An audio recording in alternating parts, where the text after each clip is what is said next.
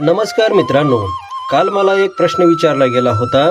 त्या प्रश्नात असं विचारलं गेलं होतं की वाईट कृत्य करणाऱ्याला माहिती असतं की हे वाईट कृत्य आहे, तरी पण ते कृत्य तो करत राहतो. जसे की चोराला माहिती असतं की चोरी करणे हे पाप आहे, तरी तो चोरी करतो. तर मित्रांनो, त्याचं उत्तर म्हणून हा व्हिडिओ बनवत आहे. मुळात तुम्ही हा प्रश्न विचारलात, त्याच्याबद्दल तुमचं खूप खूप कौतुक आणि अभिनंदन. कारण हा तुम्ही विचारलेला प्रश्न हा साधा प्रश्न नाही, तो माणसाच्या अंतरात्म्याला हलवणारा आणि एक चांगली दिशा देणारा प्रश्न आहे. तर मित्रांनो, चोराला माहिती असतं की चोरी करणे हे पाप आहे. वाईट कृत्य करणाऱ्यालाही ठाऊक असतं की तो अधर्माच्या मार्गावर चाललाय, तरीही तो थांबत नाही. का? कारण प्रत्येक माणसाच्या आत दोन शक्ती लढत असतात, विवेक आणि वासना, धर्म आणि अधर्म, संयम आणि मोह. मनाला जे हवं असतं ते लगेच हवं असतं, पण विवेक विचारतो याचा परिणाम काय आहे.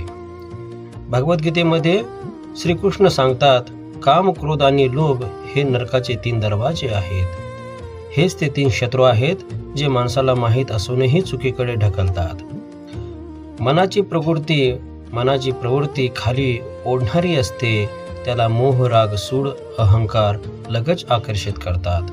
पण आत्मा मात्र शांतपणे सांगत असतो, थांब, हे योग्य नाही.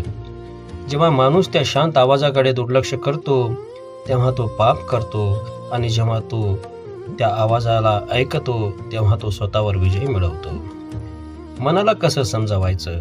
मनाला भीती दाखवून नाही, तर जाणीव करून देऊन समजावायचं असतं. चुकीचं कृत्य करण्याच्या आधी स्वतःला एकदा विचारा, हा क्षणिक सुख आहे की कायमचा कलंक? माझ्या आई वडिलांच्या डोळ्यात मी ताठ उभा राहू शकेन का? देवासमोर उभं राहताना माझं मन शांत राहील का? कारण हिंदू धर्म सांगतो, धर्म म्हणजे फक्त पूजा नाही, धर्म म्हणजे योग्य निर्णय घेणं आहे.